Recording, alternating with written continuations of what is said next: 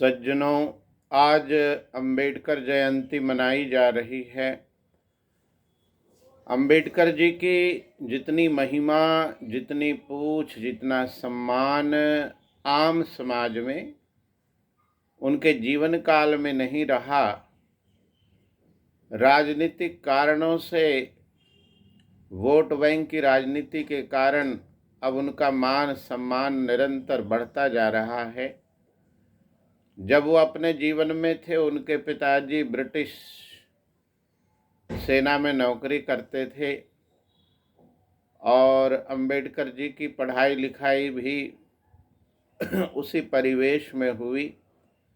लेकिन समाज में एक जो छुआछूत की प्रवृत्ति थी, प्रथा थी, जिस छुआछूत के दंश को, अपमान को बार बार उनको झेलना पड़ा और व्यक्तिगत रूप से बहुत अपमानित अनुभव करते थे। और इसी कारण से उन्होंने इस समूह में रहना पसंद नहीं करते थे। तो एक तरफ तो उन्होंने इस अछूत समाज को उन्नत करने का, ऊपर उठाने का प्रयास किया, इनके अंदर जागृति लाने का, शिक्षा फैलाने का प्रयास किया और अंत में उन्होंने स्वयं को इस समाज से ही अलग कर लिया, अपने आप को सनातन धर्मी की जगह बौद्ध संप्रदाय में प्रवेश कर लिया। हालांकि बौद्ध बनने के कुछ ही महीनों के पश्चात उनकी मृत्यु हो गई। इस्लाम, ईसाई वगैरह सब का अध्ययन करके उन्होंने देखा कि मुसलमान तो कभी भी ये देशभक्त नहीं हो सकते हैं और भारत में इनके रहने से कभी भी शांति नहीं हो सकती, भारत कभी सुरक्षित नहीं रह सकता है। उनके अंदर देश के प्रति निष्ठा ही नहीं है, वो केवल धर्म के लिए जीते और मरते हैं।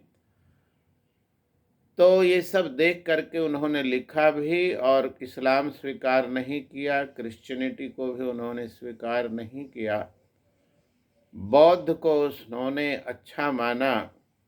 लेकिन अगर वो और कुछ 2, 4, 10 साल जीवित रहते तो जैसा उनका मानना था वो प्रायश्चित कर लेते और संभव है कि पता नहीं वो बौद्ध रहते या नहीं रहते, क्योंकि बौद्धों का जो मूल ग्रंथ है, सिद्धांत है, वो उन्हीं छुआछूत से, नारियों के प्रति अपमान से और जिस वर्ण व्यवस्था को उन्होंने जाति व्यवस्था कही है, वो वर्ण व्यवस्था बौद्ध ग्रंथों में भरी पड़ी है और शूद्रों और नारियों के प्रति अपमान भरे पड़े हैं। तो जिस लिए उन्होंने बौद्ध मत को स्वीकार किया था, अगर वो सभी ग्रंथों को पढ़ते, क्योंकि बाद में पढ़ते, लेकिन बौद्ध बनने के तत्काल बाद उनकी मृत्यु हो गई, तो वो ऐसा नहीं कर सके, पश्चाताप नहीं कर सके। तो बौद्ध ग्रंथों में वो सब कुछ, और जाति प्रथा भी है, बौद्धों के अंदर अनेक मत पंथ भी हैं, एक दूसरे के प्रति संघर्ष भी है, ऊंच नीच का भेद भी है। तो ये सारी चीज़ें वहाँ देखी जाती हैं। तो हालांकि महात्मा बुद्ध ने तो बौद्ध मत चलाया नहीं, महात्मा बुद्ध स्वयं सनातन धर्मी थे। सनातन धर्म में सनातन धर्मी लोगों के अंदर जो सनातन धर्म के विषय में भ्रांतियाँ थी, उसको दूर करने का प्रयास किया, अहिंसा को पुनर्स्थापित करने का प्रयास किया। तो जो हिंसा थी, पशु बलि थी, छूतछात था, ऊंच नीच का भेदभाव था, उसको दूर करने का महात्मा बुद्ध ने प्रयत्न किया और ये सनातन धर्म का सिद्धांत है। इसलिए महात्मा बुद्ध सनातन धर्मियों में आई हुई बुराइयों को दूर करने का प्रयत्न किया। वो एक समाज सुधारक थे। लेकिन बाद में उनके चेलों ने महात्मा बुद्ध के नाम पर मत पंथ फैलाए, और वो जो मत पंथ थे वो सब नेतागिरी के चमकाने के लिए कार्य था। तो हीनयान और महायान और वज्रयान और कितने ही यान बने हुए हैं, कितने ही मत पंथ बने हुए हैं, और सबके अलग अलग नियम सिद्धांत हैं, परस्पर विरुद्ध बातें हैं, आचरण है, और इतनी सारी पुस्तकें लिखी हैं, और उस सब में जातिवाद भी है, स्त्रियों का अपमान भी है, और जो वर्ण व्यवस्था है उसका महात्म्य भी है। तो ये सारी चीज़ें वहाँ पर विद्यमान हैं। और जिस नास्तिकता की बात करके वहाँ बौद्ध बने हैं, ये नास्तिक ईश्वर को तो नहीं मानते हैं और सारे प्रतिमाओं की पूजा करते हैं। और अब इनके पूजा में महात्मा बुद्ध भी जुड़ गए, अब फूले जी भी जुड़ जाएंगे। तो इस तरह से ये पूजा के पात्र बढ़ते जा रहे हैं। अगर डॉक्टर अंबेडकर जी की देखी जाए तो उन्होंने कोई स्वतंत्रता आंदोलन में भाग लिया हो, देश को स्वतंत्र करने में कोई उनका योगदान रहा हो, ऐसा तो नहीं है। किसी को पता हो कि वो किसी आंदोलन में सम्मिलित हुए थे और भारत को स्वतंत्र करना चाहते थे, तो मुझे बता सकता है।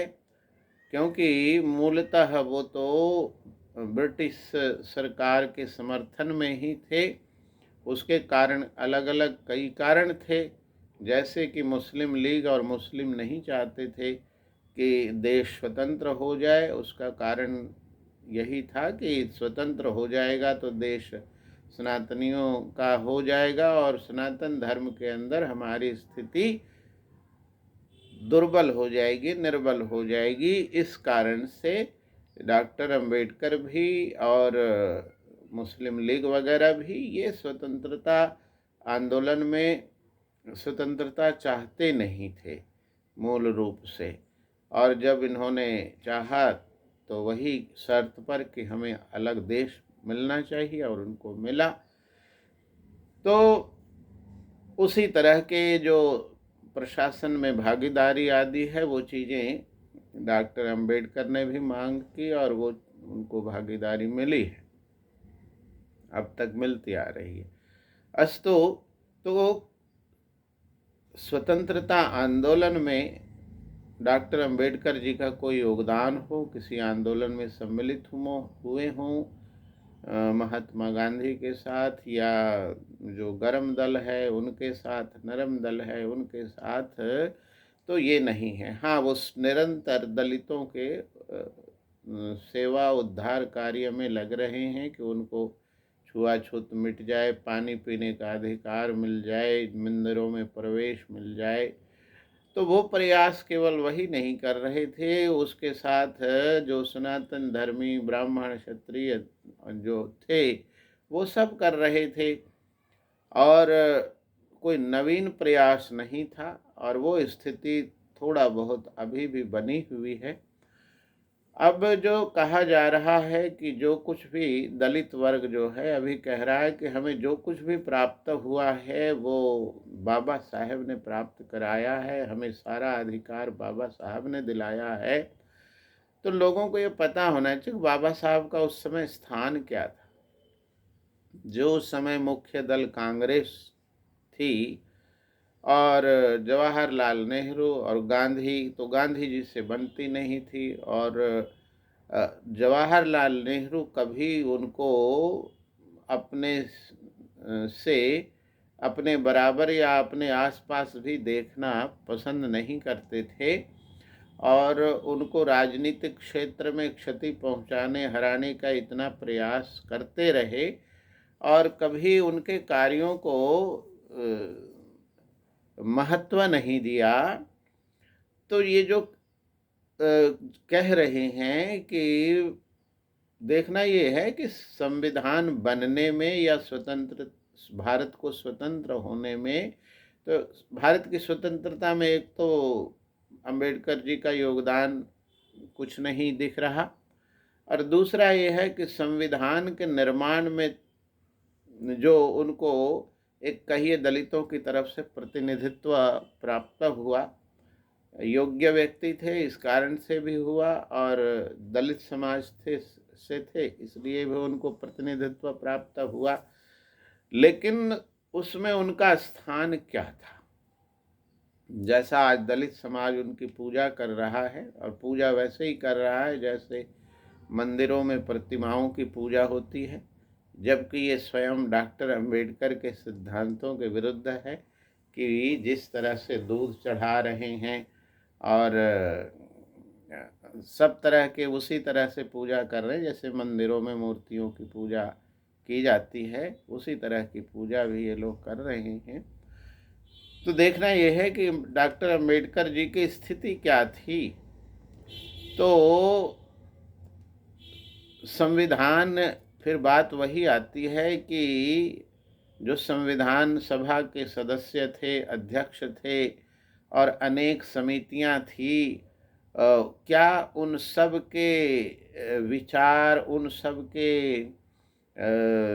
सिद्धांत, उन सब को एक तरफ और केवल डॉक्टर अंबेडकर जी की बात मानी जा रही थी, उनकी बात चलाई जा रही थी? और कोई नहीं चाहता था कि संविधान के अनुच्छेद 12, 13, 14, 15, 16, 17, 18, 19, 20, ये जो 30 तक के अनुच्छेद हैं, क्या केवल अंबेडकर जी ने अपने मन से अनुच्छेद डाल दिए हैं और कोई नहीं चाहता था, और सबकी बिना किसी की स्वीकृति के ये संविधान की धाराएं बन गई हैं इन पर? तो ये जो लोग इतना अधिक, क्या वहाँ सर्वे सर्वा क्या जवाहरलाल नेहरू नहीं थे हस्तक्षेप करने वाले? अनेक समितियां बनाई और सब समितियों की बातें एक तरफ और जवाहरलाल की बात एक तरफ। तो 370 धारा जो है उसको ना चाहते हुए भी, अंबेडकर जी के कहते हुए भी और घोर विरोध करते हुए भी जवाहरलाल नेहरू ने 370 धारा, और कोड जो हिंदू कोड बिल वगैरह है, तो ये सब चीज़ें सारा चल तो रही थी जवाहरलाल नेहरू की।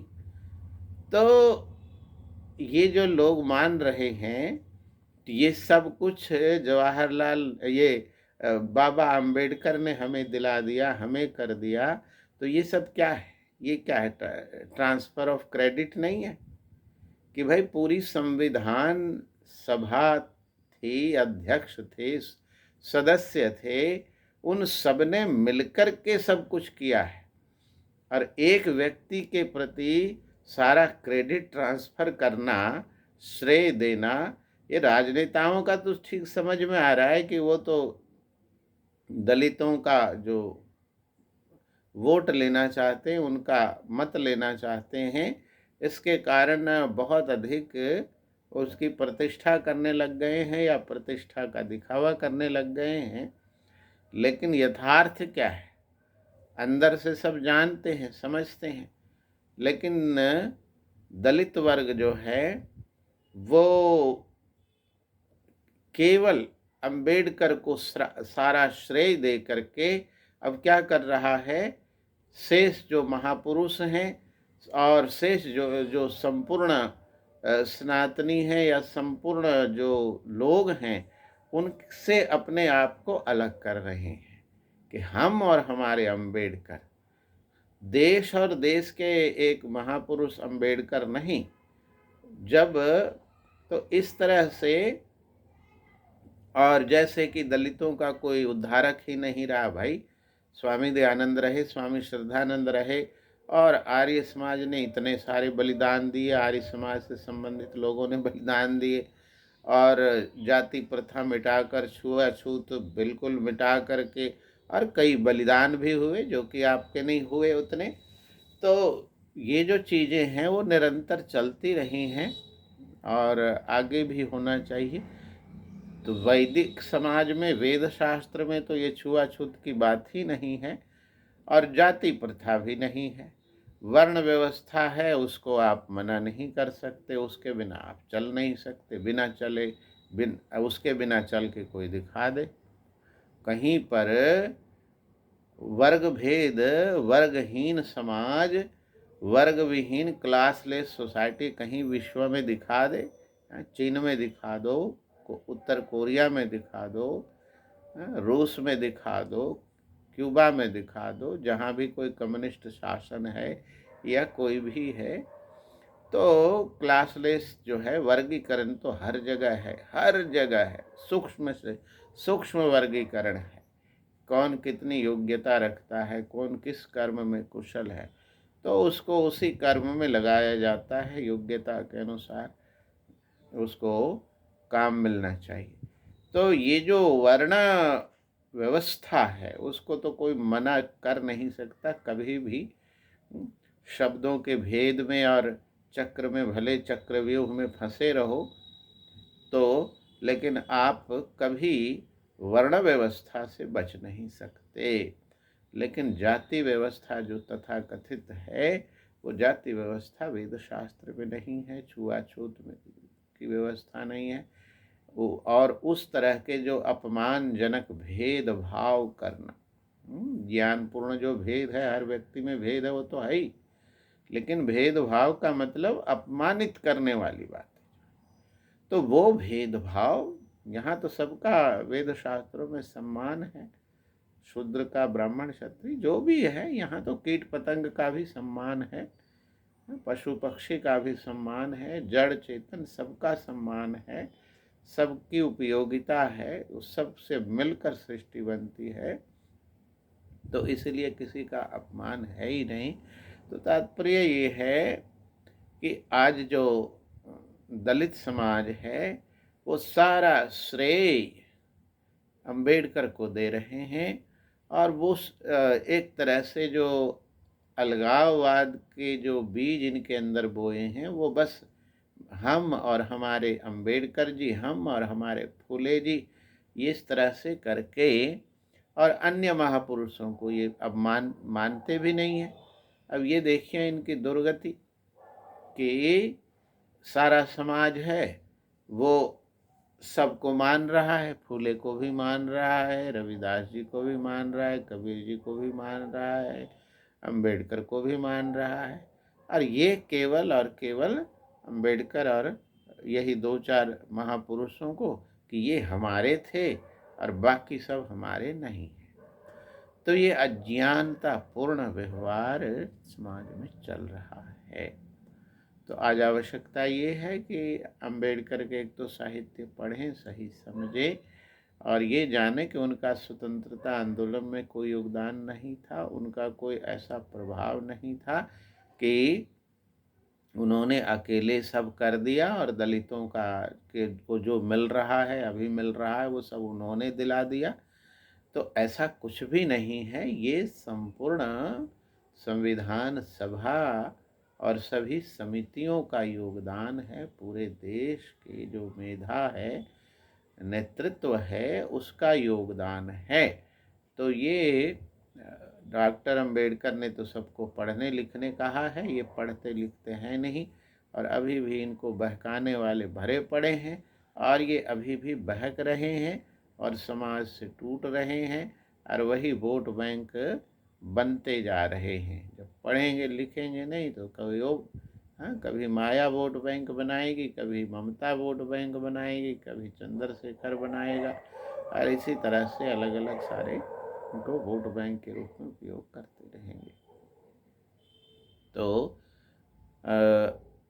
आज अंबेडकर जयंती के उपलक्ष्य में जो इतनी अधिक गहमा गहमी भरी बढ़ती जा रही है, तो उसका कोई मात्र वोट बैंक की राजनीति है।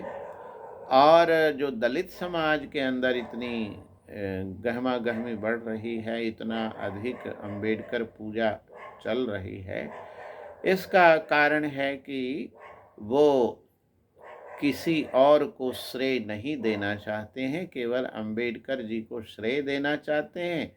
और ये क्या है? यही तो जाति प्रथा है। यही तो जाति प्रथा है कि आप किसी को क्रेडिट नहीं देना चाह रहे हैं। संविधान सभा के, है ना, पहले 398 और फिर बाद में 285,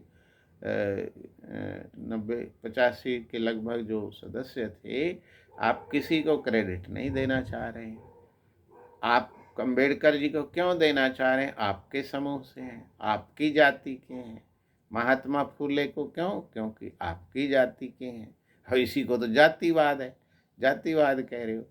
और दूसरे आपने कभी श्रद्धानंद को, कभी लेखराम को, कभी स्वामी दयानंद को, कि उन्होंने छुआछूत दूर करने के लिए और जाति प्रथा दूर करने के लिए और बहुतों ने बलिदान तक हुए हैं, तो उसको आपने तो कभी जाना ही नहीं, पढ़ा ही नहीं, माना ही नहीं। तो यही जातिवाद है। तो आप जब अपनी जाति के व्यक्ति को ही महापुरुष मानोगे, अन्य सब को नकारोगे और कहोगे हम जातिवादी नहीं हैं, जातिवाद बुरी चीज़ है, तो भाई बुरी है तो तुम जाति प्रथा में ही तो फंसे हुए हो। तो इसलिए ये जानने की आवश्यकता है। तो बहुत बहुत धन्यवाद। इस वीडियो को साझा करके जागरूकता फैलाने की आवश्यकता है। बहुत बहुत धन्यवाद।